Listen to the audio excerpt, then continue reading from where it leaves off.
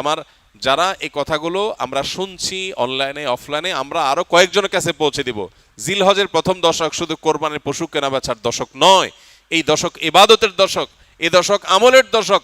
নবী করিম সাল্লাল্লাহু আলাইহি সাল্লাম বলেছেন জিলহজের এই 10 দিন পহেলা জিলহজ থেকে 10ই জিলহজ পর্যন্ত এই 10টা দিন নেক আমল করলে আল্লাহর কাছে এর মর্যাদা, মাহাত্ম্য, ফজিলত এত বেশি যে অন্য কোন সময়ের অন্য কোন আমলে আল্লাহ এত খুশি হন না বা আল্লাহর কাছে এত প্রিয় না। এই দশকের ভালো কাজ আল্লাহর কাছে যত বেশি প্রিয়। সাহাবীগণ জিজ্ঞাসা করলেন, হে আল্লাহর রাসূল, অন্য সময় আল্লাহর রাস্তায় জিহাদ করলে যে বিপুল ফজিলত, সেটার মর্যাদাও কি এই দিনের চাইতে বা সেটাও কি আল্লাহর কাছে বেশি প্রিয় না? নবীজি বলেছেন, না, ওয়ালাল জিহাদু ফি সাবিলিল্লাহ, অন্য সময় জিহাদ করেও আল্লাহর কাছে এই দশকে নেক আমলের সমান সওয়াব পাওয়া সম্ভব না বা আল্লাহর প্রিয় নয়। তবে অন্য সময় যদি কেউ জিহাদ করতে বের হয়ে তার জান মাল সব কোরবান করে দেয়, তার কথা ভিন্ন, তার সাথে কারো কোনো তুলনা নাই। তাহলে ভাইরা আমার, এই দশকে নেক আমলের ব্যাপারে নবী আলাইহিস সালাম এত বেশি গুরুত্ব আরোপ করেছেন, এত বেশি গুরুত্ব দিয়েছেন, আল্লাহ তাআলার কাছে সবচেয়ে বেশি প্রিয়। এই জন্য এই দশকে আমরা নেক আমল করার চেষ্টা করবো তো ইনশাআল্লাহ। এই দশক উপলক্ষে আমরা 10টি কাজ করব। নাম্বার 1, এই দশক উপলক্ষে সাধারণ যে নেকামলগুলো আছে, রুটিন যে ভালো কাজগুলো আছে, এগুলো বেশি বেশি করব। কারণ এই যে মাত্র যে হাদিসটা শুনলাম যে এই দশকের ভালো কাজ আল্লাহর কাছে সবচেয়ে বেশি প্রিয়, অতএব আল্লাহর কাছে যেহেতু সবচেয়ে বেশি প্রিয়, রমজানের পরে, রমজান তো মাস হিসাবে সবচেয়ে সেরা, দিন হিসাবে সবচেয়ে সেরা এই দশক, এই দশকের আমল যেহেতু আল্লাহর কাছে বেশি প্রিয়, অতএব এই দশকে যে কোনো ভালো কাজ, 5 ওয়াক্ত নামাজ পুরুষরা জামাতের সাথে তাকবীরুল্লাহর সাথে যতটা গুরুত্বের সাথে সম্ভব পড়ব, আর মহিলারা সময় মতো যথাসম্ভব উত্তম উপায়ে আমরা নামাজ পড়ব। এর বাইরে নফল নামাজগুলো পড়ার চেষ্টা করবো, ইশরাক তাহাজ্জুদের চেষ্টা করবো ইনশাআল্লাহ। যত নফল আমল করা যায়, ফরজ আমলগুলোর ইহতিমাম বা গুরুত্ব আরোপ করা যায় সেগুলো করব। 1, নেক আমল করা বেশি বেশি, কোরআন তেলাওয়াত, জিকির, আজকার সবগুলো। নাম্বার 2, যত রকম গুনাহ এবং পাপের কাজ আছে এগুলো সারা বছরই নিষিদ্ধ, হারাম। হারাম তো সারা বছরই হারাম, যে আমল যে কাজ গুনাহ সেটা সারা বছর করাটাই গুনাহ, কিন্তু এই দশকে করাটা বিশেষভাবে নিষিদ্ধ এবং এই দশকে করাটা বিশেষভাবে জঘন্য। কারণ যে দশকে আল্লাহর কাছে নেক আমল করা প্রিয়, সেই দশকে আপনি বদামল করলেন, সেটা আরো জঘন্য হবে না? তো এই জন্য এমনিতেই সম্মানিত 4 মাস সম্পর্কে আল্লাহ রাব্বুল আলামিন বলেছেন, ফালা তাজলিমু ফিহিন্না আনফুসাকুম, এই দশক এই মাসগুলোতে তোমরা নিজেদের প্রতি অবিচার করো না। এই জন্য জিলহজের প্রথম দশক সম্মানিত 10 মাস, 4 মাসেরও অংশ, আবার মর্যাদাপূর্ণ দশক, আল্লাহর কাছে সবচেয়ে প্রিয় নেক আমলের জন্য। অতএব সেই দশকে আমরা গুনাহ থেকে, পাপের কাজ থেকে বেঁচে থাকার ব্যাপারে বিশেষভাবে যত্নশীল থাকবো ইনশাআল্লাহ। যে আমলে, যে বদামলের সাথে আমরা জড়িত, যে গুনাহের সাথে জড়িত, এই দশকে সেটাতে বেঁচে থাকার চেষ্টা করব। মোবাইলে, সোশ্যাল মিডিয়াতে, ফেসবুকে, হোয়াটসঅ্যাপে, ইউটিউবে কোনো হারাম জিনিস দেখবো না, শুনবো না এবং হারাম কাজ করবো না ইনশাআল্লাহ। নাম্বার 3, বেশি বেশি আল্লাহর জিকির করা।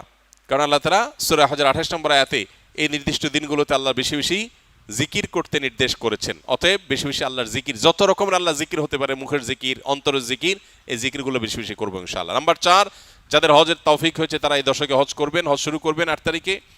আর নাম্বার 5, যাদের কোরবানির তৌফিক আছে তারাও কোরবানি করবেন, কারণ মান ওয়াজাদা সাআতান লিআন ইউযাহিয়া ওয়া লাম ইউযাহি ফালা ইয়াকরাবান্না মুসাল্লানা, যার কোরবানি করার সামর্থ্য আছে অথচ কোরবানি করলো না, নবী সাল্লাল্লাহু আলাইহি ওয়াসাল্লাম সতর্ক করেছেন, হাদিসে সতর্ক বাণী এসেছে, সেজন্য মুসলমানদের ঈদগাহে না আসে। এই জন্য কোরবানি করা এটা হলো 5ম আমল এই দশকের, যাদের তৌফিক আছে। 6 নম্বর আমল হলো, যারা কোরবানি করার সিদ্ধান্ত গ্রহণ করবেন তারা জিলহজের চাঁদ ওঠার পর থেকে নিয়ে ঈদের দিন কোরবানি করা পর্যন্ত এই সময়ের মধ্যে মাথার চুল, গোঁফ, হাত পায়ের নখ এবং শরীরের অবাঞ্ছিত পশম ইত্যাদি এগুলো কাটা থেকে বিরত থাকবেন এই 10 দিন। অর্থাৎ এগুলো চাঁদ উঠার আগে আগে কেটে ফেলবেন। আর কাটবেন কখন? কোরবানির পরে।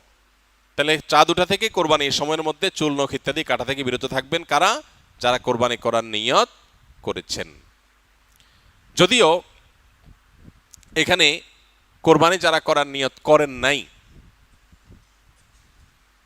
যারা কোরবানি করার নিয়ত করেন নাই, সে মানুষগুলোর জন্য এই আমলের কথা অনেক উলামা ইকরাম বলেন এবং উভয়টার সপক্ষেই কম বেশি দলিল এবং যুক্তি আছে। 7 নম্বর আমল হলো বেশি বেশি তাকবীর, তাহমিদ, তাহলিল পড়া, যেটা মাত্র বললাম। উঠতে বসতে, চলতে ফিরতে, বাজারে ঘাটে, ঘর বাড়িতে, সব জায়গাতে আল্লাহু আকবার, আল্লাহু আকবার, লা ইলাহা ইল্লাল্লাহু, আল্লাহু আকবার, আল্লাহু আকবার, ওয়ালিল্লাহিল হামদ বেশি বেশি উচ্চারণ করা। আমরা মোবাইলের ওই যে কল করলে যে বাজে, যে কি বলে ওইটাকে, রিংটোন না, ওয়েলকাম টিউন। ওয়েলকাম টিউন হিসাবে তাকবীর কিভাবে সেট করা যায় সেটার জন্য আমরা প্ল্যান করতে পারি, প্রোগ্রাম করতে পারি। আর কতভাবে মানুষকে স্মরণ করানো যায় হালাল উপায়ে, বৈধ উপায়ে, সেটা আমরা চেষ্টা করতে পারি। তাহলে 7 নম্বর আমল হলো বেশি বেশি তাকবীর, তাহমিদ, তাহলিল পাঠ করা। এটা এই 10 দিন ধরে রাত দিন কোনো সংখ্যা ছাড়া যার যতটুকু তৌফিক হয়। 8 নম্বর আমল হলো এই তাকবীরটাই আইয়ামে তাশরিকে, অর্থাৎ জিলহজের 9 তারিখ বাদ ফজর থেকে নিয়ে জিলহজের 13 তারিখ আসর পর্যন্ত প্রত্যেক নামাজের পরে একবার করে পাঠ করা, নারী পুরুষ সবাই। এটা আবশ্যক, সবাইকে করতে হবে প্রত্যেক নামাজের পরে একবার করে। এটা হলো তাকবীরে মুকাইয়াদ বলে, নির্দিষ্ট তাকবীর এই দিনগুলোতে এই নামাজের পরে। আর প্রথমটা বললাম 7 নম্বর আমলটা হলো সাধারণ তাকবীর, তাকবীরে মুতলাক, অর্থাৎ এই দশক জুড়েই সবসময় বেশি বেশি তাকবীর পাঠ করা। তাহলে 8টা আমল পেয়ে গেলাম।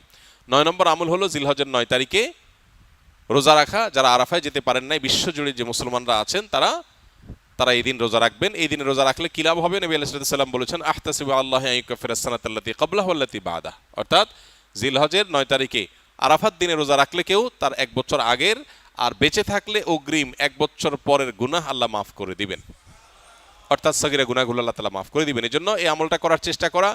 শুধু জিলহজের 9 তারিখই নয়, অনেক উলামায়ে কেরাম জিলহজের 1 থেকে 9 পর্যন্ত এই সবগুলো দিনকে রোজা রাখাটাকে মুস্তাহাব বলেছেন। আর 10 নম্বর আমল হলো ঈদের দিনে যে সুন্নাহগুলো আছে সেগুলো পালন করা। অতএব জিলহজের এই দশককে আমল এবং ইবাদত দিয়ে সাজাবার চেষ্টা করব তো আমরা ইনশাআল্লাহ। বেশি বেশি তাকবীর, তাহলিল, তাহমিদ নিজেরা পড়বো, অন্যদেরকে উদ্বুদ্ধ করব, চেষ্টা করা যাবে না ইনশাআল্লাহ। আল্লাহ রাব্বুল আলামিন আপনাকে আমাকে আমাদের সবাইকে আমলের তৌফিক দান।